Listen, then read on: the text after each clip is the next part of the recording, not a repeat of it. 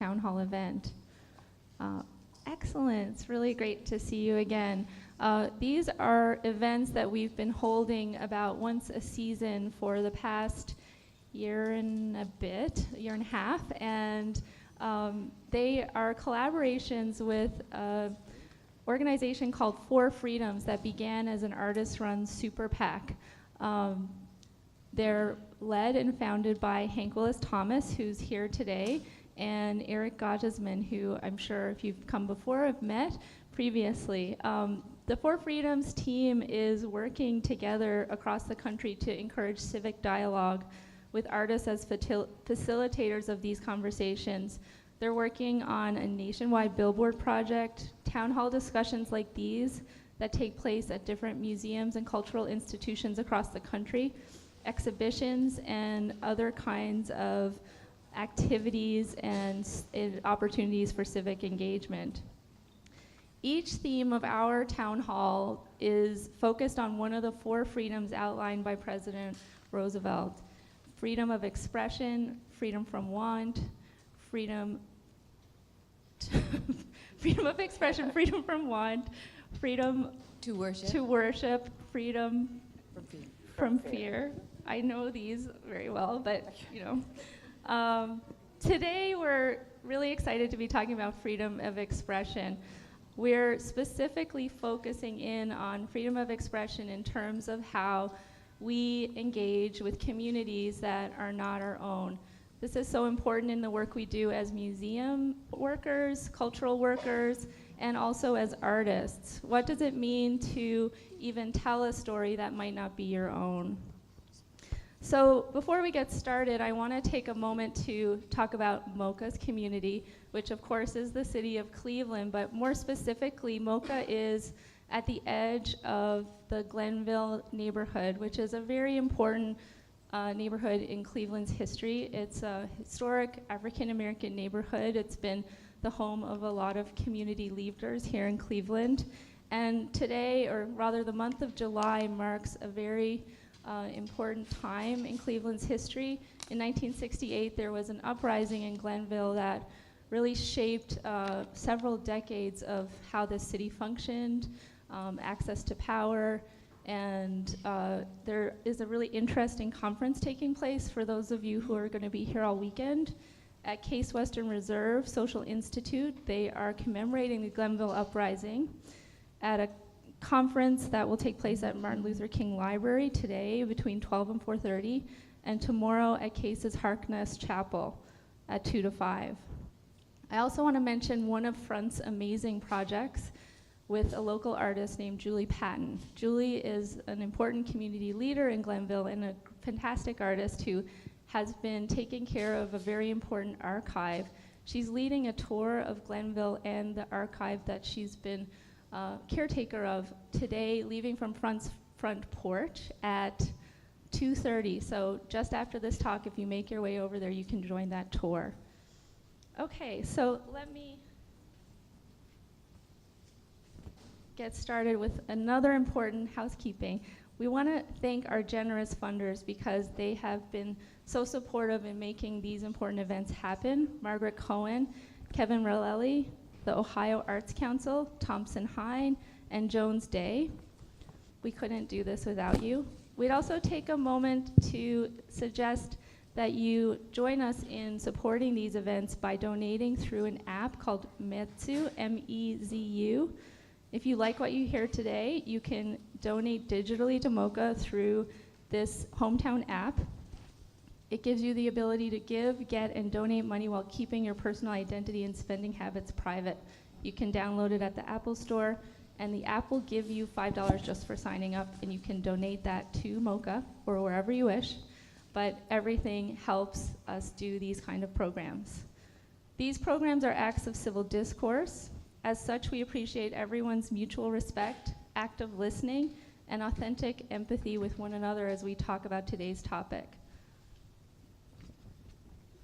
We have a fantastic group of people, artists, and collaborators who have come here today to share their experiences working together. Front artist Johnny Coleman and his community collaborator Benita Wagner Johnson Can you guys raise your hand so everyone knows who you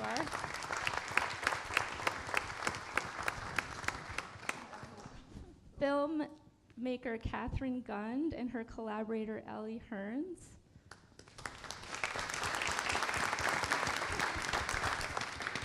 Front artist John Riepenhoff and his collaborator Patrick Cairns. And our moderator Tanya Silvaratanam. Tanya is a writer, an actor, an activist, and an Emmy-nominated and Webby winner producer. With Laurie Anderson and Laura Michalshitin. Oh, that's enough. No, they don't need okay. a bio. I'm sure Tanya will tell you more about herself as we go. But thank you, everyone. Tanya, please continue. Yes, and our surprise guest, Hank Willis Thomas. Who needs no introduction in this town anymore? So I just want to say I am so happy and honored to help facilitate this conversation today. This is my second time in Cleveland, and it's always a happy, happy time. I came here a few years ago to show a film by Catherine Gund, Born to Fly, at the Cleveland Film Festival. And I was so excited to be here yesterday and meet so many of the people from the organizing community who helped 10 days ago get that ballot initiative submitted. And what the people of Cleveland and Ohio did for the Safe and Healthy Initiative really inspired me yesterday, and I'm looking forward to taking that story back to my community in New York. I am happy to be with all of you here today. I want to thank the panelists. I want to thank MoCA for hosting us, and I want to thank all of you for listening and for contributing to this conversation. I'm going to propose a very kind of simple structure for the next 75 minutes or so.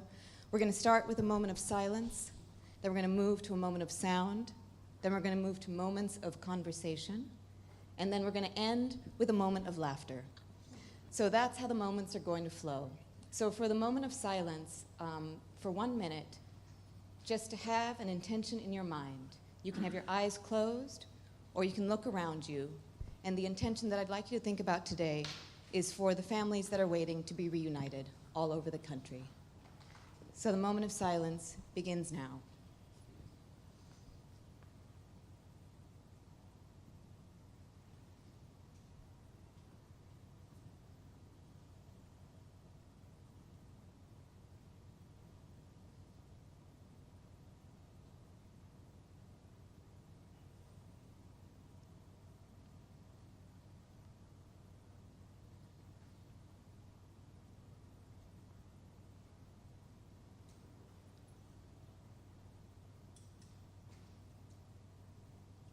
Thank you.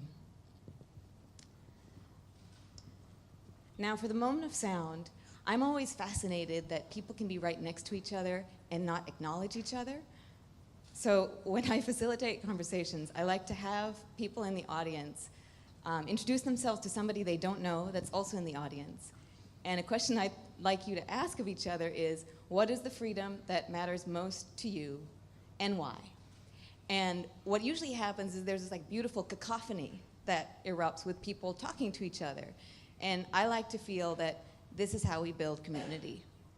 So if everyone can take like 2 minutes to find somebody that they don't know, can be right next to you, just introduce yourself, say your name, and what is the freedom that's most important to you? And that goes for the panelists too.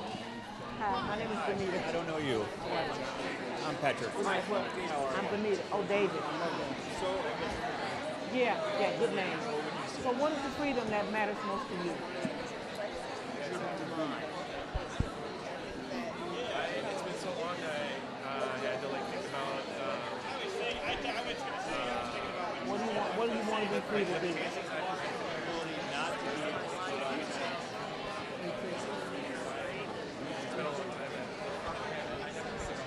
For me, that would be. I want to be free to love everybody.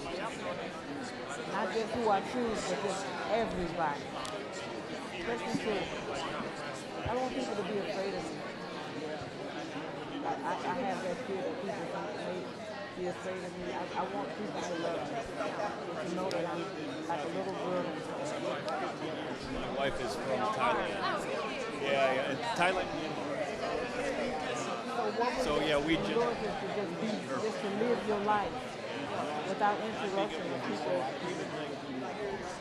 doing what, like trying to stop you or something like that, or Say anything you want or call anybody you complaining want. about That's it? not to say. Yeah. Wouldn't that be amazing? Even be quiet Oh my and God. not be able to speak, but still. But what I believe is, my father taught me that you can be free and peaceful in your mind. You can walk around with perfect peace in your mind. Out of all the trouble that we have, you can be peaceful in your mind. You almost have to be.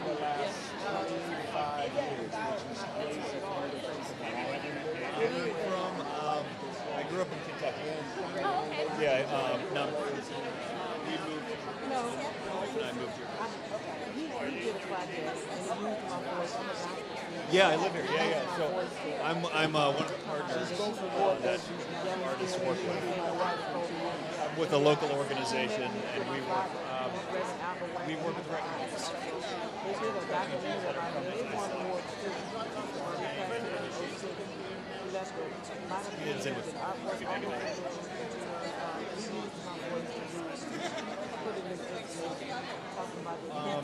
all across, but I guess right now. Okay.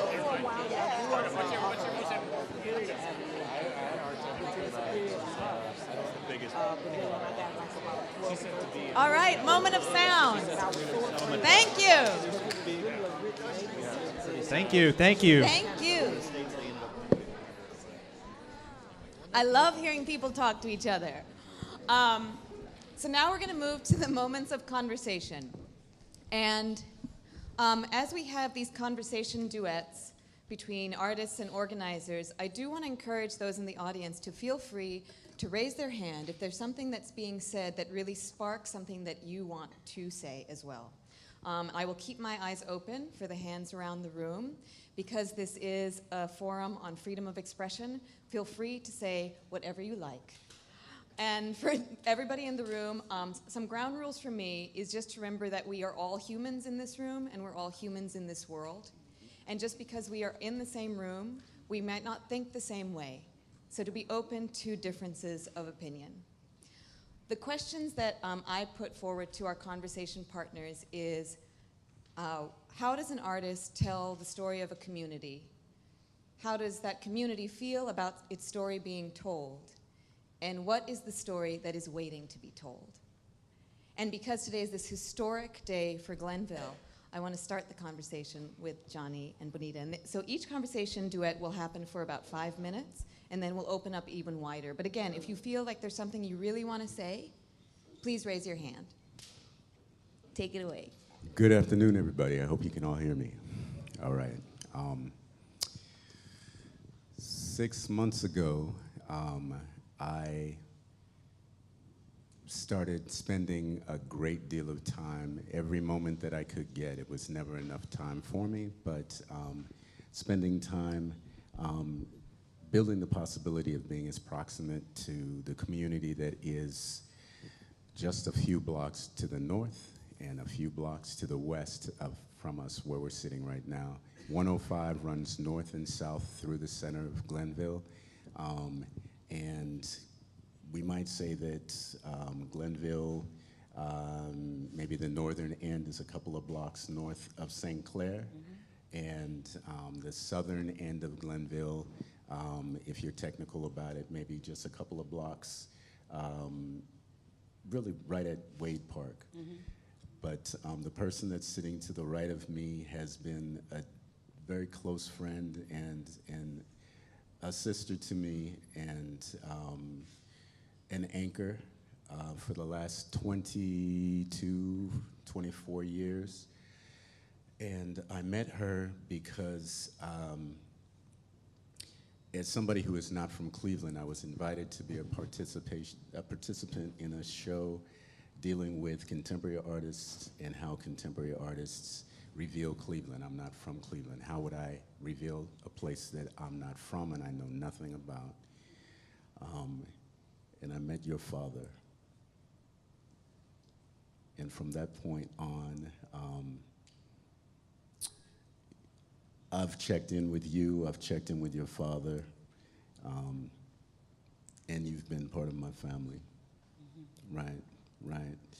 So it was really important to me that in addressing the question of how do you tell a story of somebody else's experience, how do you tell someone else's stories, being a brother who's not from Glenville, I can't tell Glenville stories. What I really needed to do was tell the stories that were entrusted to me, share the stories that were entrusted to me. And Benita was one of the people who spoke with me. Benita lives just adjacent to Corey, which is a historic church that's on 105.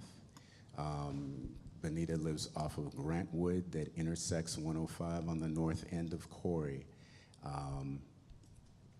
I had the opportunity to speak with an elder who lives directly across from Corey. The oldest person that I spoke to was Anastelle Nunley. And Anastelle spoke to me about the block parties that took place on North Boulevard, between, say, North Boulevard at 99th and 105. Talked to me about the races that would take place. She talked to me about the Tijuana Club that was on the corner directly across the street. Benita, share with me what Glenville has been to you from early on when you were a little girl who, with your father, first moved to Glenville right off of St. Clair, and then now being back in Glenville at this point in your life right off of Grantwood. Well, I grew up from a little 3-year-old girl till I was 12 years old off of 79th Street near Superior Avenue. That was the Huff area. Mhm. And when I heard we was gonna move into Glenville, boy, oh boy, I got really scared. I was like, oh my God, that's a rich neighborhood. What this little nappy-headed girl gonna do around all them high-class folks, you know? I said, oh my God, why did they have to do this? What I'm gonna do? We was afraid of the schools and it was such a rich, beautiful place. I was like, I don't wanna move over there. That's how I was really scared of Glenville. It was absolutely gorgeous. And, but my father wanted to move us, of course, to a better neighborhood. And it was a wonderful place. It was really beautiful.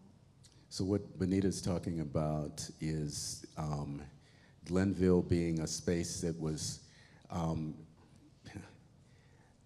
what's happened in so many different black communities all over the country is that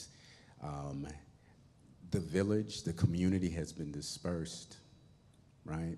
And in Glenville, historically, right over here, just to the left of us, is what was known as the Gold Coast. Doctors, lawyers, politicians, activists, barbers, mechanics, teachers, right? Just a viable, rich, rich community. In that community, one of the elders shared with me, Benita is one of the people that I spoke with. We have a history that goes back, we're family, but one of the histories that was shared with me and echoed again by Benita is that Glenville is being strangled for resources, right? Right now, the space that you'll find when you walk through Glenville is not only beautiful historic homes that are directly across the street from the front porch, right, between Ashbury and Wade Park on 105, but if you walk north of Superior, right, walk north of Superior on 105, and you get to Bethany, the first church on the right, and you continue further up and you get to Abyssinian, Greater Abyssinian, the next church on the right, or you walk further up and you get to Corey, you are surrounded with a community that is well, really at a crossroads, and so many of the resources, so many of the structures, so many of the really invaluable components that make up a community have been systematically stripped, right? And so we've got a community that is actually struggling right now. And that's home. Yep. That's home. When you first moved there, Glenville was so vital, and it is vital now. I'm not at any point going to suggest that. After 6 months of speaking with people who shared with me the beauty and the vitality and the history and the just incredible richness that that community is and has always been, I will never suggest that it is anything less than vital, but the resources have been stripped and removed. So when you first moved there, you felt uncomfortable because you felt like you were moving into an area that was very affluent in many ways. And you know, I know it might sound a little strange, but it was almost like I didn't deserve it, you know. What we don't deserve this beautiful place, you know. I had to grow to learn that, just as I had to grow to learn that how beautiful I am as a black woman, you know. I had to learn those things. I didn't know it then, I know it now. But you look on 105 from Superior to St. Clair, and yeah, you see a lot of tore down buildings and a lot of boarded up buildings, but on those off streets, just like on Grantwood, it must be maybe 3 or 4 people that may not cut their grass or something like that, but those people is working to make it beautiful, make it home, you know. I go out there and cut my grass, and next thing you know, you hear lawnmower over there and over there and over there. So I just feel that I want to be an example to the neighborhood more so, you know. One of the things that you shared with me when we were talking was about like components of community, how at one time there was a man that you had a nickname for, Mule, and Mule would come down the street and he would talk about, hey, Miss Johnson, right? Yeah, oh yeah. And the ways in which, can you talk about like the ways in which people? It was more of a, just like when I come out my door, everybody on the street know I'm gonna speak to them. Just like if I go through here, I'm not gonna go past anybody. That was the way we was raised, you know. I've got to speak, I have to. Sometimes people don't speak back, but I just can't help it. That's their problem, you know. I'm gonna speak to the next person. We was raised that way. You know, you holler across like, hey, good morning. Hey, Miss Johnson. That's how, you know, we did it, you know. I felt so beautiful the other day. The lady across the street sent her daughters over there to ask me if I had 2 pieces of celery. I said, that's what I'm talking about. That's when I spoke to the lady I didn't know. I said, I want people to not be afraid of me. To know that, you know, you don't have to be afraid to say good morning or ask for a few pieces of bread. That's what community do. You should be able to send down the street for a couple of eggs or send your daughter to the store and know that everybody along the street is watching. That's the kind of thing we got to get back to. But I have to insert this one thing before we pass these mics. Remember, you asked me, what was the community missing? I believe we're missing the spirituality of life, you know. We was all made to go to church. It wasn't about no, are you going? It was about, get your clothes on, we all going. We all needed that. There you seen the judges and the police officers, everybody was there. And it did something, gave us a foundation. And I think I'm not saying that, you know, that everybody should believe in God or what, but you just need some kind of foundation in your life, you know. Right. Well, on 105, if we were to start just above Superior, the first church there is Bethany, but by the time you hit Pilgrim Baptist, right on between Colony and Marlowe, you will have really walked past or driven past 15 or 16 churches, and that's only if you are not really looking closely. There are closer to probably 25 different churches on 105, black churches, functioning communities on 105. And we, you know, when we speak about Glenville, we tend to think about and speak about a community that is no longer viable and a community that has all these abandoned buildings and vacant lots. And it's really critical to recognize that what's in Glenville are vital, active human beings with stories, with histories, with memories, with aspirations, with families. And I'm forever indebted to each and every one of the elders who took a moment and invited me into their homes. And my prayer really is to honor what was entrusted to me. And that means, first and foremost, what was entrusted to me by those people in that community. That means everything, and I'm incredibly grateful. Thank you. So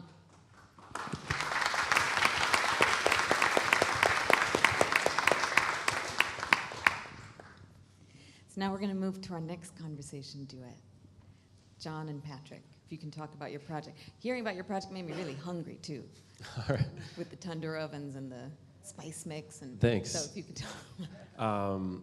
Yeah, I'm John, and I'm a front artist, and I was an artist in resident. So Front Triennial invited me here about a year ago. Actually, one of my first conversations when I was doing my research here was with Johnny, and it was good to see an artist working in the community. But I also did a lot of studio visits with restaurants, farmers, and community organizations. I came to look, listen, and taste what was happening in Cleveland. So I come up with a project through that process instead of just importing something from Milwaukee here. But in my research, I met Patrick, and I was really drawn to the food scene in Cleveland. There's really great food, and that comes from having a really diverse amount of cultures that have made Cleveland their home. And one of the most impressive things, or some of the most impressive meals I found weren't necessarily at the restaurants, which I was very impressed by the meals at the restaurants, but they were at the lunches of some of the employees and the students at the Refugee Response Farm that Patrick is the director of. And I'll let Patrick talk about that in a minute, but I'll just say that for my project for the Front Triennial, there's 3 different components. One is I invented a new sausage for Cleveland. It's called the Cleveland Curry Koji Wurst, and I invite you all to try it. It's distributed through the West Side Market, both in bulk and also in prepped at the West Side Market Cafe and Larder Delicatessen on the other side of town.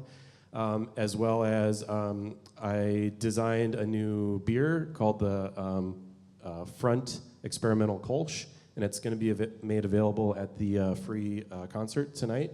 So I invite you all to try that as well. And that's part of a project I run called the Beer Endowment, and it's support for artist-run organizations.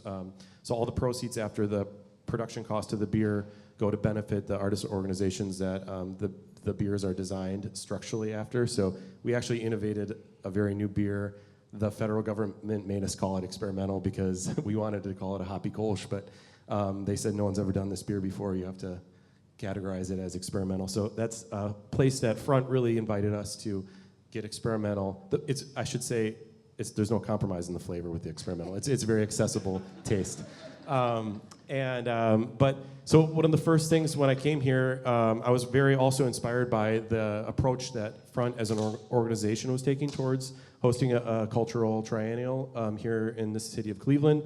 They had me staying at the Madison, which is in Glenville on 105th Street, the neighborhood that we just heard about. And the Front actually renovated an old medical complex that was designed by my understanding as the first certified African-American architect in Cleveland. And Front approached the building, they leased it. Instead of spending money to host artists at hotels, they basically pooled that money together, found other community partners, and renovated this building to use it as a residency space during the run of the show. So for a year now, I've been coming and staying and getting to know that neighborhood.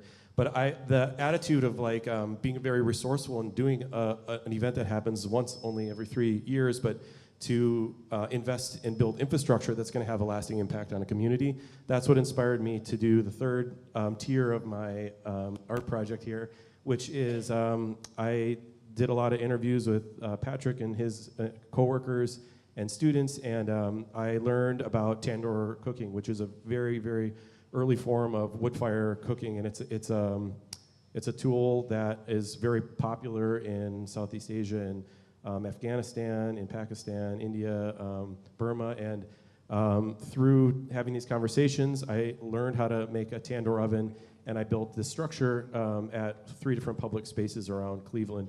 One at the Refugee Response Farm, one at the backyard of the Transformer Station, and one at the back porch or the front porch, which is also in Glenview here. So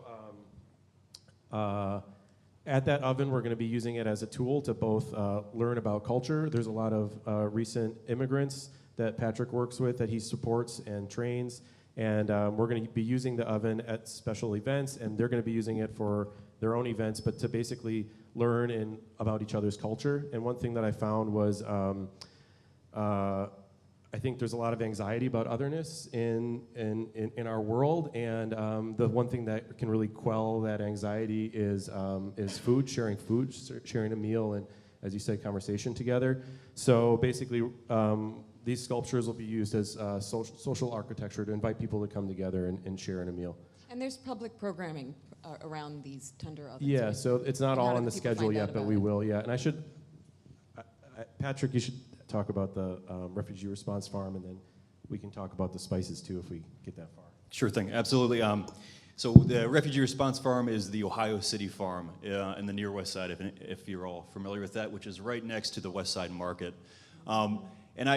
We had a lot of meetings throughout this process, and it was a little over a year where we were meeting together. But I think my favorite single meeting happened. This was probably about 2.5 months ago, 3 months ago. John came down and we went to the West Side Market after they had come up with the Koji Wurst blend, the spice blend. And so we're sitting in the West Side Market Cafe, and the purpose of this meeting, and representatives from front are there, John's there, is to try to make this accessible to the local butchers and restaurateurs in the area, and especially in the West Side Market. So on one side of the table, we have a lot of people from the nonprofit, from the art world, and the other side of the table, we have proper Cleveland butchers who are walking in their aprons that are at times covered with blood and remnants, who are sitting on one side, and John starts to explain about the project, and he starts off, he's speaking about Front International. He's talking about the initial drafts of the sausages, and you could see the butchers didn't quite know what to make of this, and then the sausage came on the table. And everybody started eating it, and after another 10-minute conversation, all of the butchers bought into this sausage. They all said, we're going to agree to participate in this project. We want to represent this. We want to show this at our stands.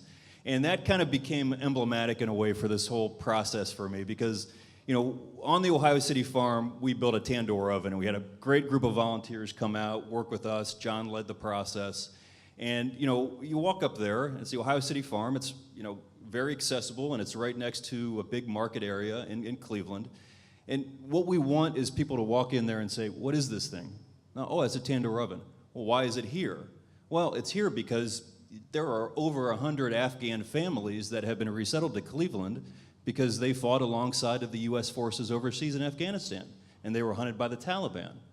So that one way, through the sausage, through the tandoor oven, is more than just those things themselves, but it's a way to start this conversation and start it through action, start it through material, not start it through just words, but start it through this process of, here's food, here's the naan bread coming out of the oven, and now let's learn more about these people that are right there. So, I think it's interesting because when we talk about the Koji Wurst sausage and we talk about the tandoor oven being in the middle of Ohio City, your first thought, that's odd, that's a weird juxtaposition. But then as soon as you look one level past that and you turn the page a little bit and you see all this richness and all this culture is right there, like as our friends were talking about just before us. These things are there, and at times they don't come across at first glance or at first blush. But, once you peel back the surface, there's an incredible amount of richness in this community. And I think we were very fortunate to partner with John and with Front to be able to put a magnifying glass in a certain way on these things. Thank you. Now we're going to move to Catherine and Elle for our last conversation partners. Okay, we're not officially artists representing Front, but we worked on a project together called Dispatches from Cleveland. And I just want to say, as artists, I think that we are curious and confused and perplexed by this crazy world we all live in. And as we all have these thoughts and feelings and confusions, I think artists are constantly making an effort to try to make sense through their artwork.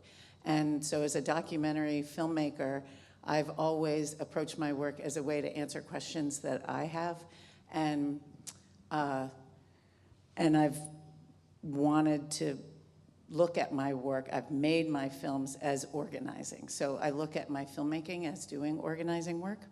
And at some point, I'm from Cleveland, but I live in New York City, and at some point I thought I would try to actually put organizing on film, which is a challenge because a lot of organizing is on the computer or on the phone or in meetings, so it's not very visual and exciting. But I wanted to put organizing on film, and some of my friends and colleagues in Cleveland and in Ohio were organizing around the murder of John Crawford. And so I was talking to them, and we were gearing up to kind of follow the Ohio Students Association and make a film with some of the folks that were working in that framework. And during that time, it all became very personal, I think, for all of us. But when Tamir was killed, we had started working on the film, and then Tamir was killed. And I want to recognize that Samaria Rice is here with us. And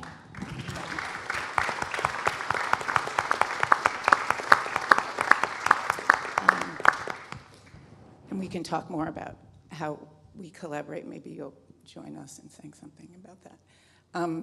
So when that happened, I also have 4 children who are African American. My 3 boys, 2 of them were 2 years older than Tamir when he was killed, and 1 of them was 2 years younger. And so that really brought the project home to me. During that time, Black Lives Matter was evolving and developing, and I met Elle. I'll let her talk about how we met. And she's the one who introduced me to Samaria. And then I can mention more about what the film is about, but that's how it came to be. Yeah, how did we meet? Wow. So thank you for that, Kat. Also, shout out to Miss Samaria Rice, who I'm forever indebted to and thankful for her friendship and love and generosity when she didn't have to do any of those things or offer those things to anybody. I met Catherine Gunn actually in New York City, outside of Ohio, at a panel at the very beginning of Black Lives Matter that we organized called Do All Black Lives Matter, where we were posing a theoretical question around whose lives are we remembering and honoring and fighting for, and whose are we not. And it was during that panel when Kat actually came up to me afterwards and was like, "Oh my God, you're from Ohio." And I was like, yeah. It's not very often you find people outside of Ohio who are excited about that. So naturally, I was like, "Are you from Ohio?" And I had no idea that she was a filmmaker, had no idea her relationship to this city or any of those things. So it was very organic, our meeting. I think we touched base maybe weeks after. And we talked more about Dispatches from Cleveland, which at that time was called A Moving Body. And it was the very beginning of, I believe, the project, and I think Kat was still trying to figure out what direction she wanted to go in. And I was just very clear with Kat that although I was organizing and doing a lot of organizing work around the murder of Black trans women in the city of Cleveland, I was not from Cleveland, and so I couldn't hold those stories or claim them. And I was also very clear with Kat that she was white. And never in a million years, even to this day, would I ever be comfortable with white people holding Black people's stories. And that was really, really important for me to continuously remind her as we completed the film and as we got closer and closer into my work, which I think of my work as an organizer as art. And so part of my job is not only to make sure that there's access to people and communities being able to tell their story, but that people who are accessing the stories are able to feel the realities of what people are experiencing. And so Dispatches from Cleveland, I hope, gave people the opportunity to really understand the dynamics of organizing and the strains of organizing personally and professionally. Yeah, I think that Dispatches from Cleveland, and Kat can talk more about it, was really a great entry or a great look at what it was like to actually put art and organizing to film. Yeah, I mean, I think it was really important for us to acknowledge that how important and vital mobilization and protest and community organizing is, because that's how we create a public demand for racial equity or for whatever we're hoping people will demand, and that without, you can't get to the Civil Rights Act without Birmingham and Selma. You just can't get there, and that's what changes the political tide.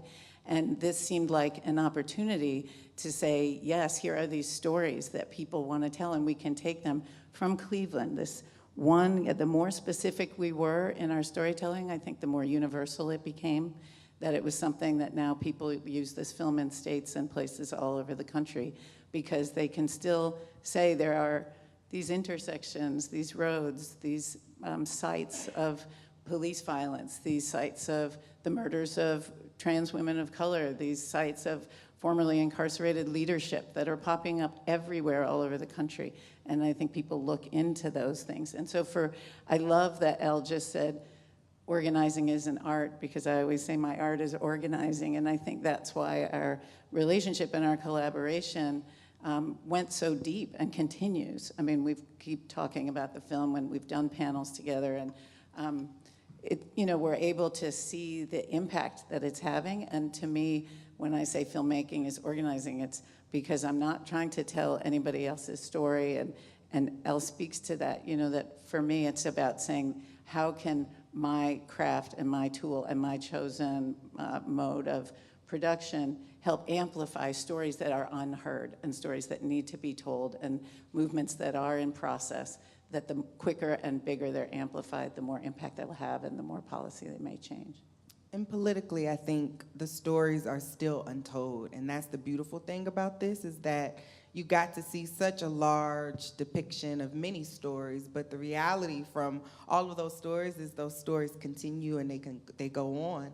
One of the critical pieces for us were, I think the film largely displays an action that we organized delivering petitions to McGinty's office, who no longer serves in this city, which I'm really excited about. And I'll share that publicly and openly. But even the stories after, you have Tamir Rice, who should never be forgotten and should always be lifted up as a reminder to this city that those stories are still untold. In the grief, in the despair that people experience, including the family, most importantly the family, that's still an untold story. So, when you have access to art, you have access to the truth, and that's really what I hope we understand about those stories that are untold. Thank you. Can I just ask Samaria if Please. she'd like to, you don't want to say anything? Okay, thanks for being here. So I'd like to give a hand for all of the conversation duets.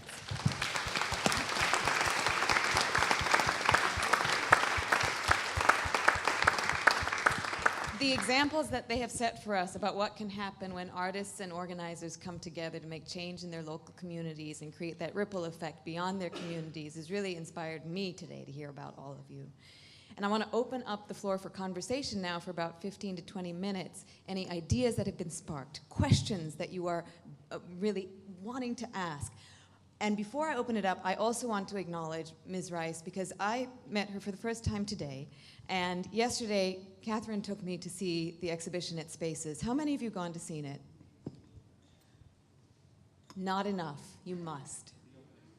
The opening is tonight. Go to Spaces and see, and you will see her art as well. She has art in the exhibition. It's really stunning and so moving. So now we open up the floor for for the conversation. Yes, and do we have mics? We have one mic going around, but if you guys could help out. I do have one thing to say, and thank you guys for having me. I do want to say one thing about the Glenville area, and I was very, I guess it was in the 90s when I started going around that Glenville area, and what I want to say about it, I never knew it was a rich neighborhood.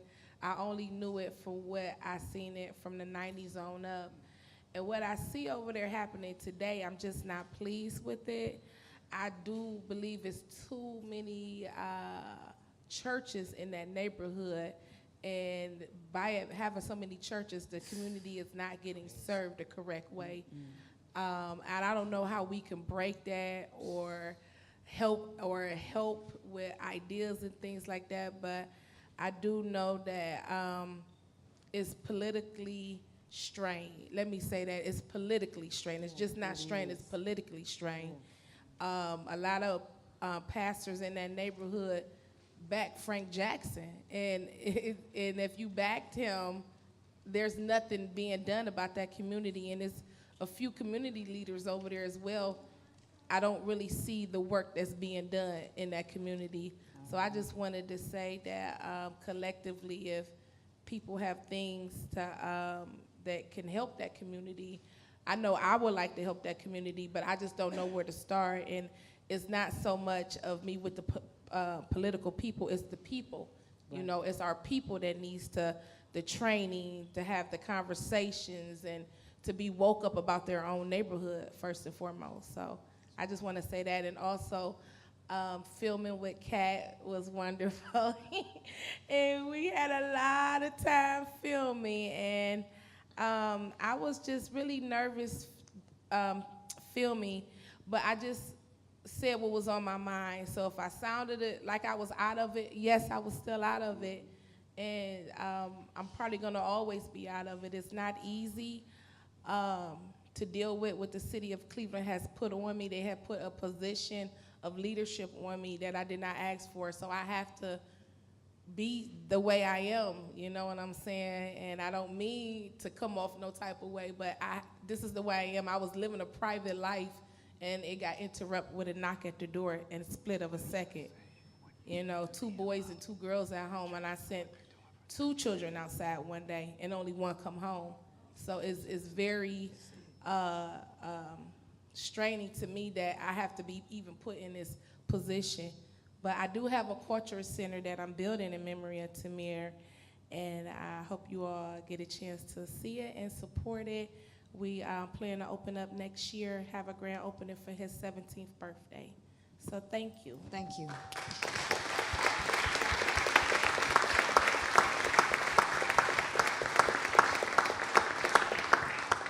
And Bonita and John, I was wondering, because she brought up an important question, which is, where do people start if they want to help? And that was actually a question I had too when I was listening to, and I was wondering if you wanted to answer that for people that want to get involved with Glenville. Well, my thing is children, because they bendable, you know.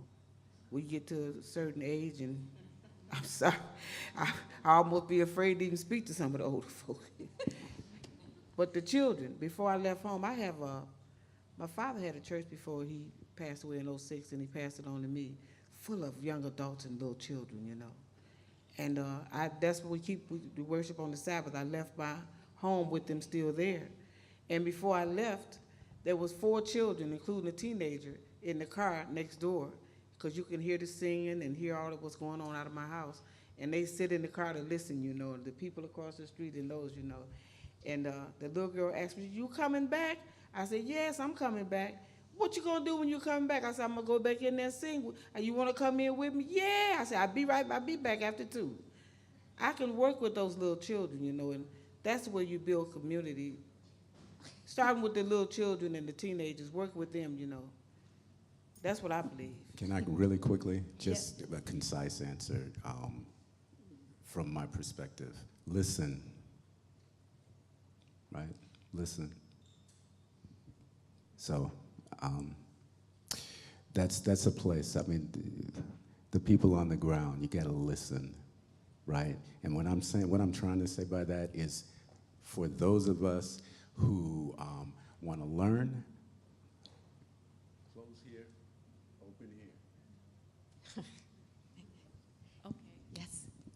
It's actually, I'm glad I came off after that, because that's what I was going to say is there's a statistic with our incarceration problem, which of course hits our black youth the hardest. 1 in 300 males 18 to 25 are locked up across the United States. Compare that to a white male in the same group, it's 1 in 1,000. Now, that shows you that our children, especially in the age range of like 10 to 15, that's like the vulnerable area. As we know, that's where bad things are really going sour there. And that's where we need to really focus on. We can't ignore their views. We can't ignore their views. We have to give them a voice. We can't just say, oh, grown folks are talking, because we never get back to them. We never get back to them when we do that. We intend to, but we never get back to them, and then they go do their own thing, and then that's just why we have the problem that we have. A lot of the times we have ourselves to blame for this situation. Of course, there's other things involved, but we have ourselves to blame a lot of times because they say something and we say, oh, it's just kids talking. Gotta listen to what they're saying. Now, we're starting to see a little bit of a change here because, especially with the gun violence happening in schools, there was a great thing that happened. I don't know if any guys were involved with the March for Your Lives that happened down there. It was all kids. When you get these kids these voices, things will change. Things are going to change. I feel like this is what's going to change the whole tide of everything. Now that we're starting to give these kids a voice, because so many things are happening directly to them that I'm 35. I don't know nothing about this kind of craziness that was going on in schools. It was just starting, but nothing like how it's going on now. So give these kids a voice. These teenagers are talking. We always want to talk about this generation so rebellious. They're trying to talk to us. We need to listen. Exactly like we need to listen to them because they have good things. And if you give them a voice and you give them some ears, things are going to change. Can I very quickly? There's a term that is a reflection of a culture and a philosophy that is based in West Africa, and it helps to very much inform how I was raised within the context of African American culture. And that the term is Sankofa. Sankofa translates to go back and fetch it. So when we're also trying to make a space for the kids, I feel like it's critical that the kids also have access to those who've been on the path in that space for decades so that they actually have a template. You know, Hank Willis Thomas and the work that you've been doing for all of these years, right? Like making it possible for those who may be of this generation to have access, direct access to somebody who came before so that they can say, well, here's how we did it. How'd you do it? How'd you get there? Here's how we did it. So to set up a structure where that dialogue can happen across generations. Thank you. Can you guys hear me? Good. I was born here in the Glenville area, but I stayed in Seattle for 40 years. But my determination was to come back once I retired, was to come back to Cleveland. And what I've seen here, it's just like devastation. You know, they're building some apartments and stuff, because I live on East Boulevard, behind us. A person that has been there, you know, during the time I was gone, they said they seen the plans for that 20 years ago. So this is purposeful. Don't think that this is, oh, they're building up our community. That is not intentional, though this is purposeful. I tell people, and this is just the truth, you can look at it in the pattern, from slavery, there is an intentional annihilation of our race. If you think it's not, then something is wrong with you. This is all intentional. This is not coincidental. And like she said, we have to start with our children. If they don't know any better, they're not exposed to anything any differently, how are they supposed to do differently? It's up to us to teach our children, to expose to them something differently. I was talking to a congresswoman, and I told her, you need to teach a child. If you want to get back at people and get back at the root of the problem, teach them. Take away a bully, give them a vote. You want to hurt them? Take away that bullet, give them a vote. You know what I'm saying? Instead of fighting each other, which they plan for you to do, and you stupid enough to do it, go out there and get them the way that you know it'll best affect them. And I'm so serious. I know God brought me back here for a reason, because I live good in Seattle now. It's cute and stuff, but I'm so serious. I'm so serious. But he brought me back here for a purpose, and I'm here to help fulfill the purpose, because I'm going to get to those kids. And we're going to get them, and I'm going to get them out, I'm going to get out, and I'm going to get people to register to vote, especially the young people. I see them walk down the street, and I see couples with kids. I'm like, oh, no, them my babies. Let me come on now. You're going to have to get here. Give me that bullet, and I'm going to give you this vote, okay?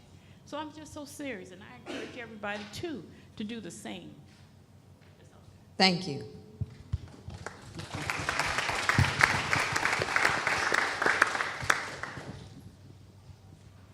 With all the conversation happening surrounding Glenville, I think it's important to highlight some historic systemic things that transformed Glenville from what it was when you moved in to where Glenville is today, which is still a very resilient community committed to survival. And that's something that is, you can see it throughout the city, you can see it throughout any place where we are in this world, you will see that. Yeah. Glenville in particular, but Cleveland, ground zero for redlining, which created segregation, it created walls that limited opportunity, that really perpetuated divestment. That's why Glenville is what it is today. It's exactly what you brought up, Samaria, the concerns about unrest, the politics of Glenville. She hit it right on the head. The truth is that the only way that we will be able to make things better for children, to really build up power, is to go back and invest. And it has been very systemic, right? I'm from Cleveland. I graduated from East High School, where you lived in a neighborhood. When I graduated from college, I went to Case, and I used to live on Wade Park and walk from Wade Park, Crawford, MLK Plaza, to Case for my summer job. Completely different world. Yeah. My first job out of college was at Glenville High School. Then I went back to East High to work. And one of my students, Kelvin Jones, had my French book. He said, Ms. Diaz, I got your French book. I said, no, you don't, Kelvin, because he was that type of kid. He's probably that type of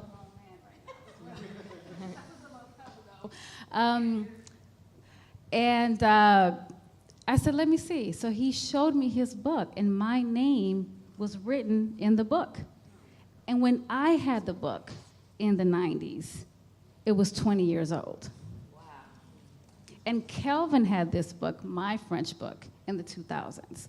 So when we look at children, when we look at communities that are struggling, and then we see communities that are doing well, when I go to a community that's doing well, I see jobs, living wage jobs, I see access to health care, I see support, I see the ability to buy a home, I see the ability to purchase food, healthy food, I see the ability to drink clean water. But when we see communities that are struggling, the fact that there's no access to food, health care, jobs, clean water, power, that is all divestment. So we have to go back in and invest so that all of our communities feel and look healthy and safe. But that's not what we currently have. The ballot initiative that you mentioned earlier, that's what we're working on, to divest from parts of our communities that have been destructive, have not been helpful, to invest more dollars to things that are helpful to our communities, to build safety, to build health. Thank you. And can you say your name and affiliation? And actually, I'm going to go back to the people. I should have had you say your name before. So I'm going to have you say it now. My name is Shakira Diaz. I live in Cleveland. I work with the Alliance for Safety and Justice, and I'm the Managing Director of Crime Survivors for Safety and Justice. It's important, I'm saying that specifically, because our communities experience the greatest amount of harm and the least amount of support. And while we may not have been viewed as victims or crime survivors. We experience that, but we haven't received the support that we deserve. I am Marcus Manis. Some of the groups I volunteer for here, MOCA, and I volunteer for Moms Demand Action, which is where I got the gun violence, and a couple other groups, just really into community. I'm trying to make things work here. So.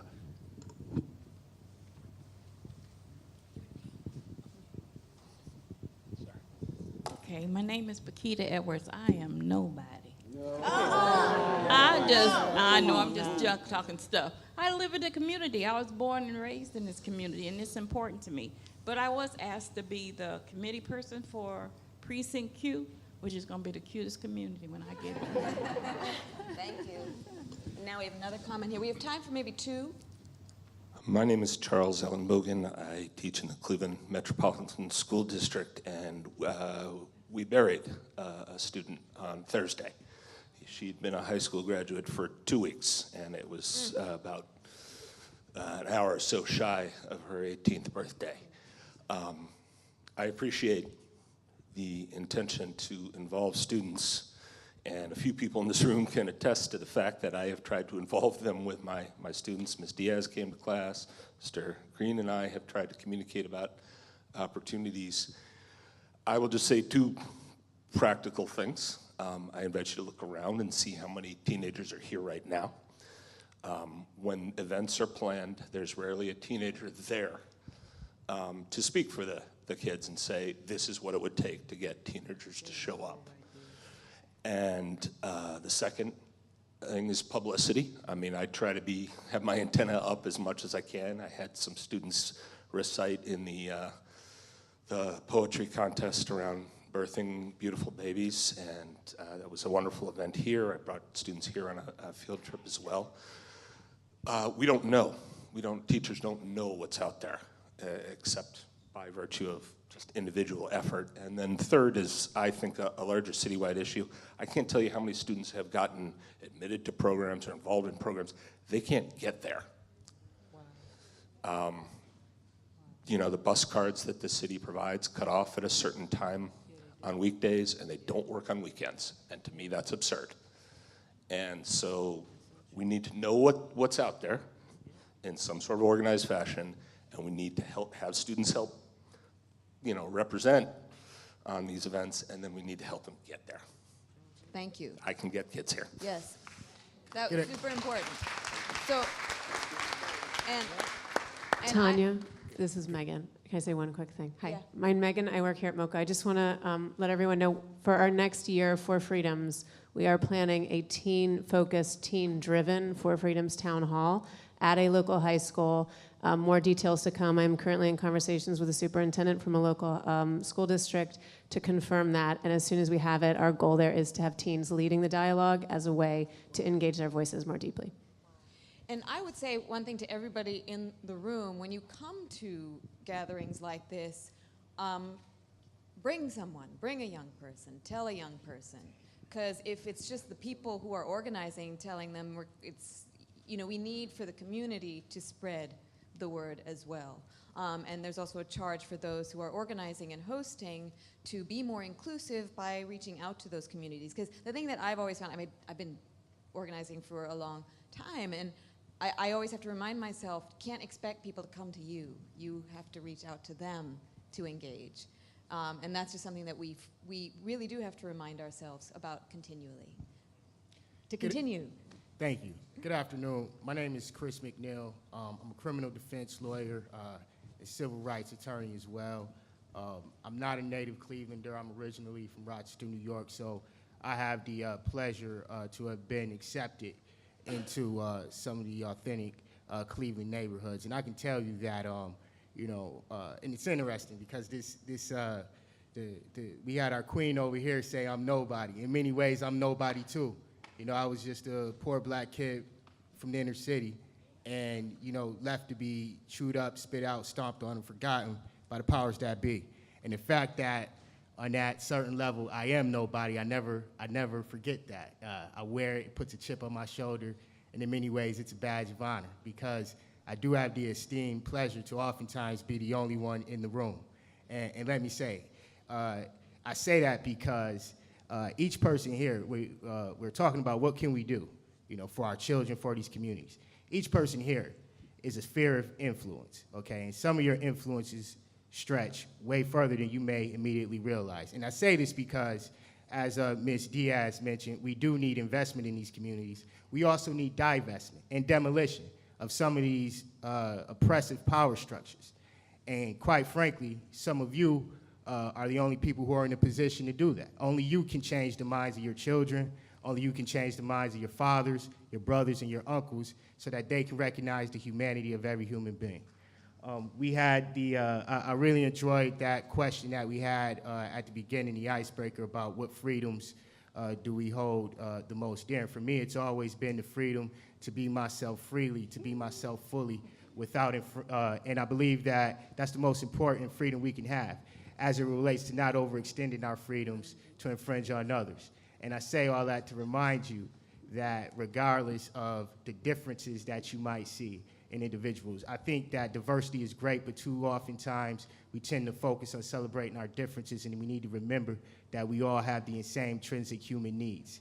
And again, it's no secret that we have a higher crime rate in our community. It's because they target us for law enforcement so that they can perpetuate the new Jim Crow system, which I will not belabor at this point. But I say all that to say you find crime where you look for it.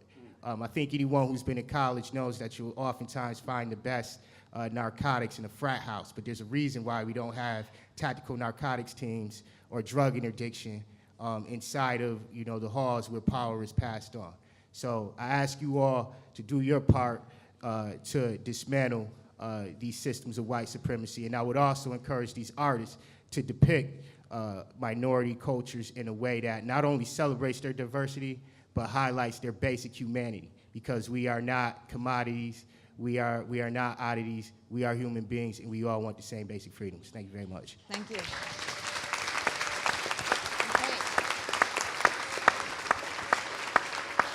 So we're gonna take one more, and then I want to make sure we have enough time for the moment of laughter and some words from Hank Willis Thomas, who really is the catalyst for us all being here today. So yes, your comment, please. Hi, so I'm Taylor Thomas. I'm actually a teenager. Yay!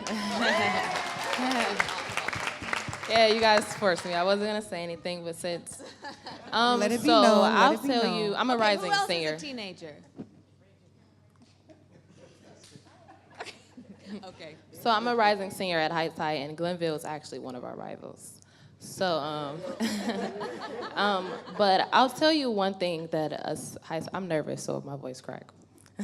But I'll tell you one thing us teenagers like, what we need, and what we absolutely hate. What we hate is being labeled. We have this stigma about us that we're crazy, we're loud, all we want to do is party, and all of us aren't like that. So when we have our community leaders telling us, you need to get more involved in school, you need to do this, you need to do that, when we're trying, it puts us in a state of mind that we're not good enough.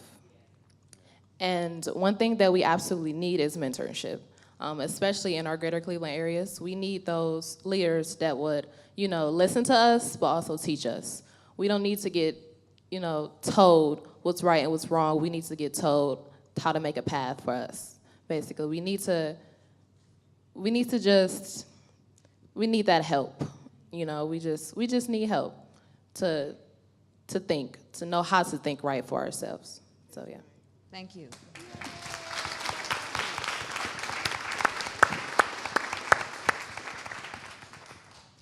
Now I would like to segue into a conversation with Hank Willis Thomas. Hank, you don't look excited. How many of you heard of the 50-state initiative?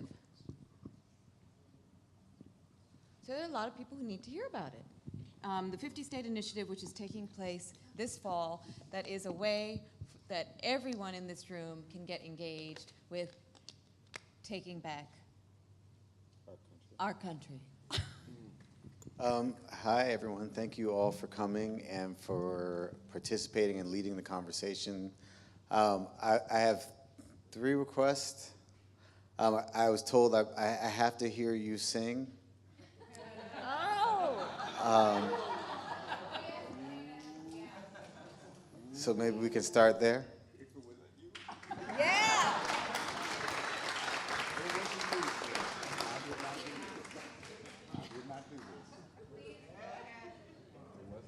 I'm old school now. Oh, man. Yeah, you sing whatever moves you.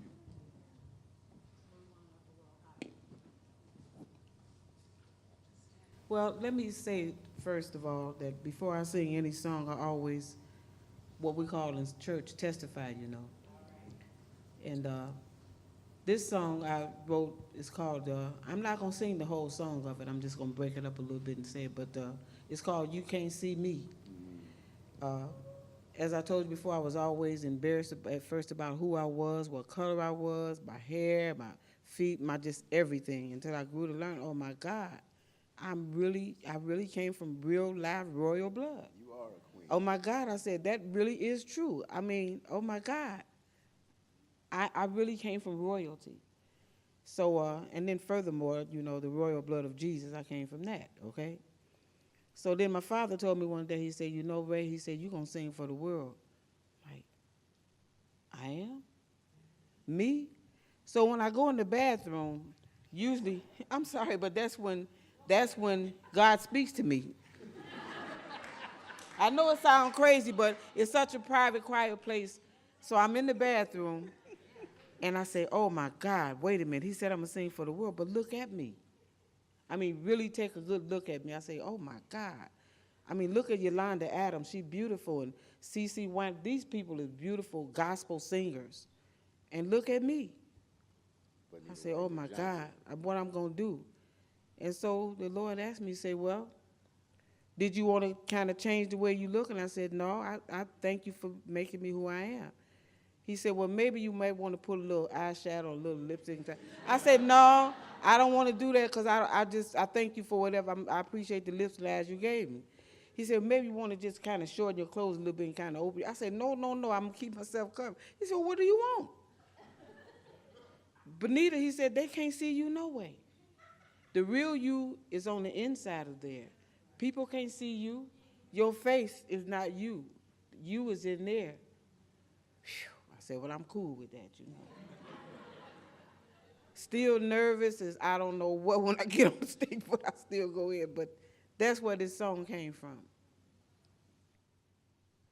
Looking at my face don't tell you who I am. Don't judge me by the way I look, but by the way I live and love. Looking at my face, you can't see me. The way I walk and talk don't tell you how I feel. A person you can't even see lives way down inside of me. Looking at my face, you can't see me. Inside me there's a child longing to be loved, just like the child the Father sent to save this world from all of their sins. And looking at my face, you can't see me. When Jesus walked this earth, they looked upon his face. He tried to show them who he was. He really is the Son of God. is. But looking at his face, they couldn't tell. To get into God's gates, you don't need no pretty face, 'cause that's how Satan got put out. He thought his looks could outdo God, and I'm so glad my looks ain't really me. I'm so glad my face, I'm so glad my face ain't really me. I'm so glad my face ain't really me.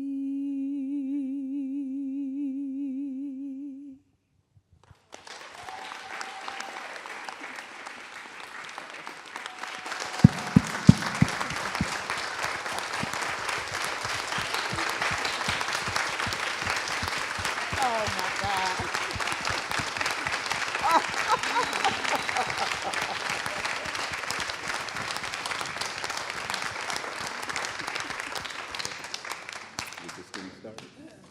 Thank you, Ms. Benita.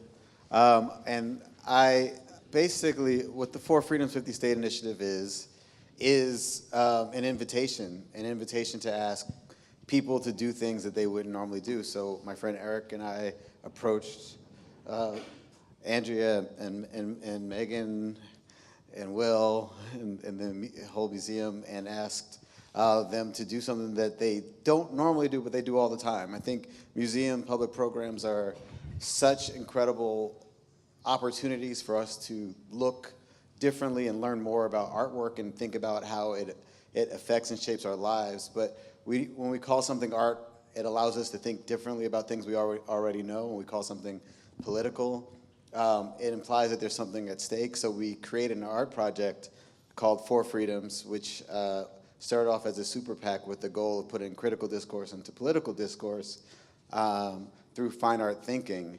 And it's because of work that you've done, which has, I think, been both political but also creative, and generative, and recognizing that if more ordinary citizens saw themselves as civic leaders and creators, and more civic leaders saw themselves as creative people and ordinary people, and if more creative people saw themselves as civic leaders and ordinary, we might actually have a world that actually can constantly be generative, be open and welcome to change, sometimes even being welcome to change back.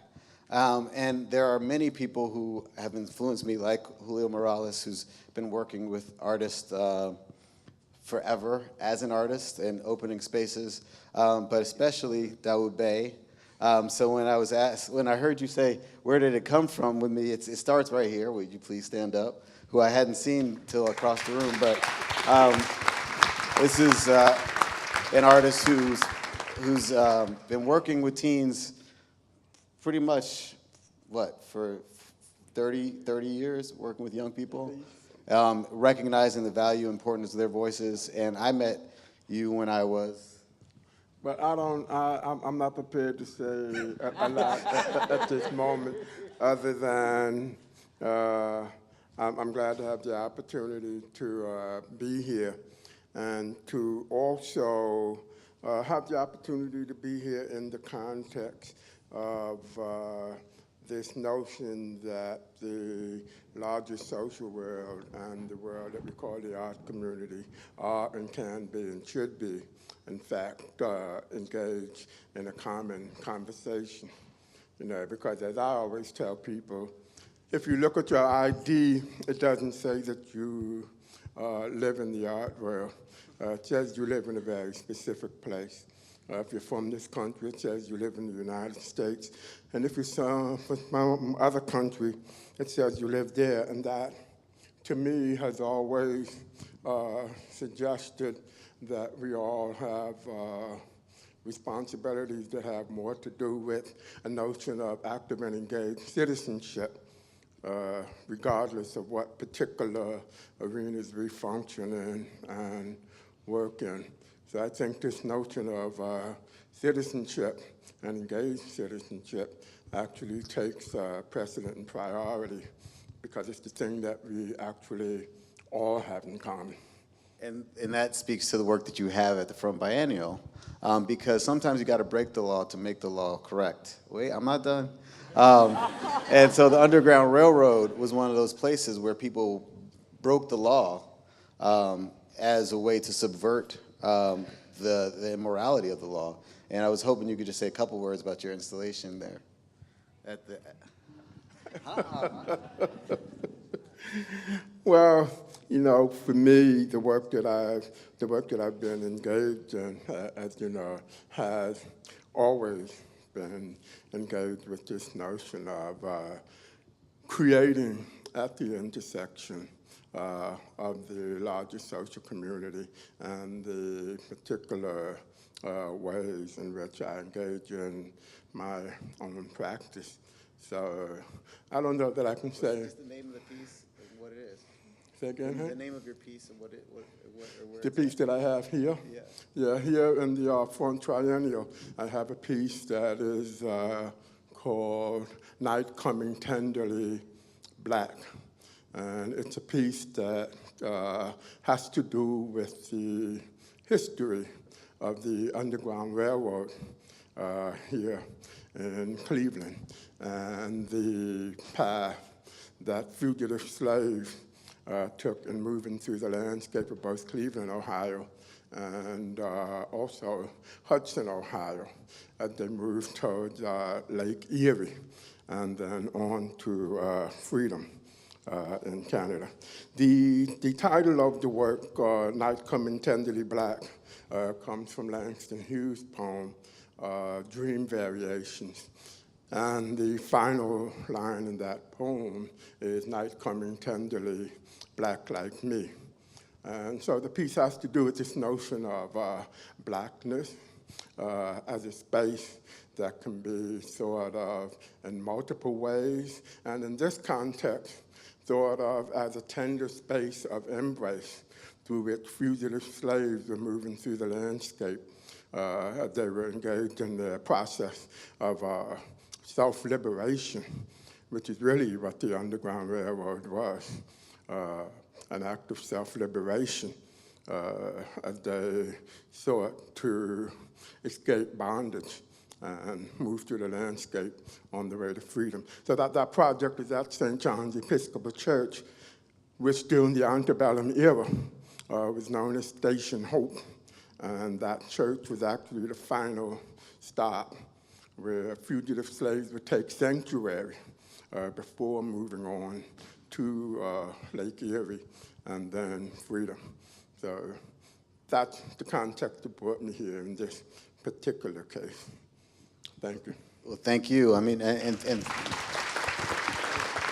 so, but the thing about artists' work is that it's never about now, it's always about the future.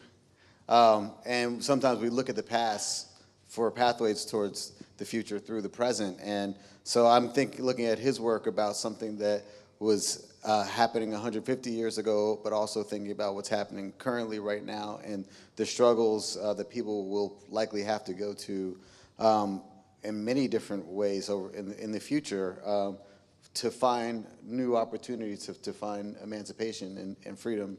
And it has to do with collaboration and community collaboration. So the For Freedom's 50 State Initiative is really, for me, just hopefully the beginning of an invitation for us to break our social norms. You know, some might say that there could be time for a new Underground Railroad for those who are looking for freedom, but also we can get liberated through participating in that. And I did want to challenge you, Elle, on this notion of who gets to talk about what, because I am not my face. You know, you can't tell what color I am by looking at my skin. And I feel like there's sometimes people have told me about my stuff about myself that I learn more from than stories I've told from my own perspective. And I think it's important for creative people to take risks, fall flat on their face. Sometimes we got to be told what we did wrong and said wrong. But I think sometimes I don't want people to be afraid to try to tell my story. I don't think they're ever going to get it right. The challenge is rejected. Go ahead. Go ahead. I don't want anyone to ever tell my story, and I received All your life that. you had to fight. Exactly, and because of that, there's only one person that can tell my story, and I think in relationship to Dispatches from Cleveland, I was very clear that I could never tell Samaria Rice's story. I could never tell the story of Brittany Nicole Kidd Sturgis or Tiffany Edwards or Samaya Dove. Those were not my stories to tell, but what my story was to tell was that we were mad and Black people wanted to be free. So I think within context, you know, you can challenge that, but in reality, the truth is the truth. No one can tell your story like you can, and nobody can talk about your face like you can, and that's always been my experience. So I welcome people into telling your story. I think we get so fascinated with trying to tell other people's story instead of telling our own, and I think that's the real relationship and a part of our real transformation is our ability to connect to ourselves and the realities that we've lived as opposed to the realities that we're trying to forget. But I see you and me. And I think that you could also tell my story, and I'd be honored if I ever had a story worth telling that you would be interested in telling. And so we're going to disagree, and I think the beauty of us being able to disagree is you can talk, and I'll be like, yes, yes, yes, yes, yes, even though I don't agree with you, because I recognize the necessity of hearing what you have to say and being mindful of how I navigate the world with that perspective. And I just want us to all take chances together, because I think the us and them mentality has led us to very dangerous places in the past. I believe us is them. And I think I'm more interested in having people who don't think that they're like me recognize that I am a part of them, and they are nothing without me. Because I'm nobody, but nobody is nobody, you know, so we're all somebody. And this optimism that seems irrational, stupid, naive, you know, is part of what being an artist is about. You know, because if anyone ever told me that coming from where my family comes from, experiencing things that we've experienced, that I'd be here with this Canadian lady, with you all looking at me, listening to me, with Dawood, who I've known for 40 years, who was just the person with a camera in Harlem, now is a MacArthur genius.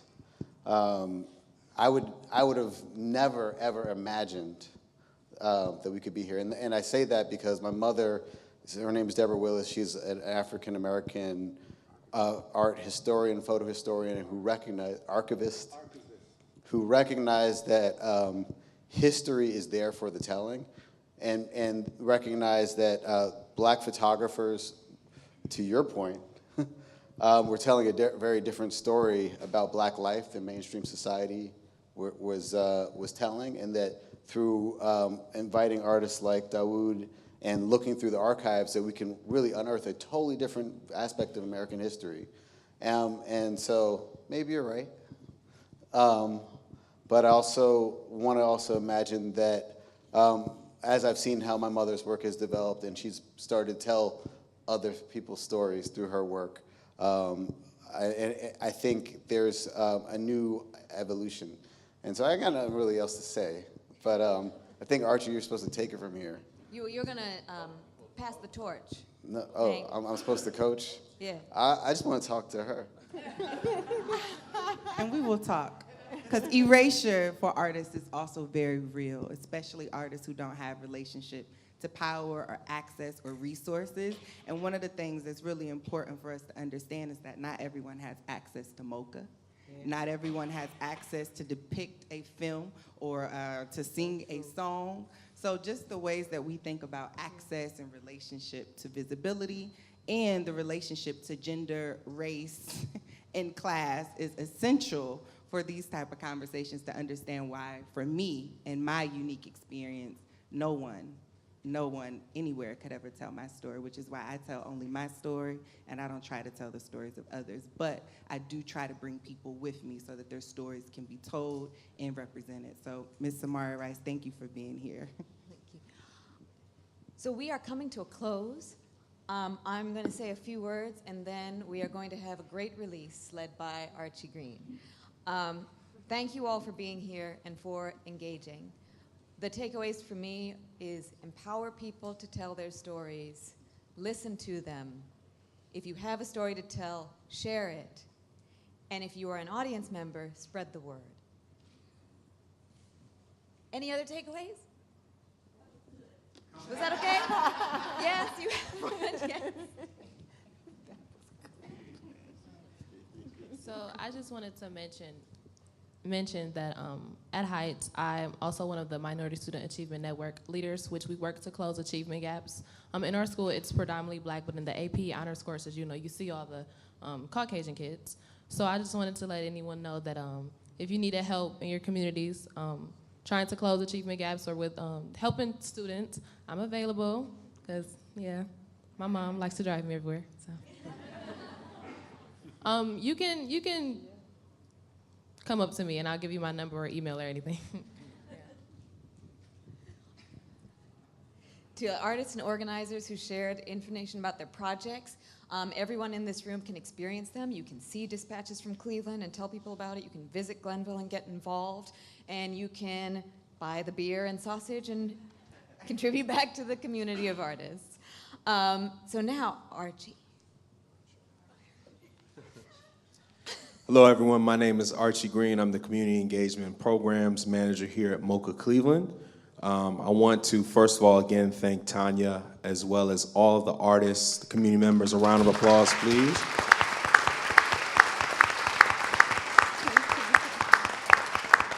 And I kind of got put on the spot by Brother Hank, but it's all right.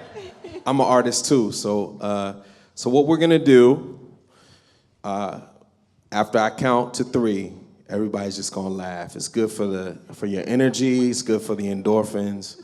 It really is gonna help everybody kind of release. So on the count of 3, we all gonna laugh together, all right? 1, 2, 3!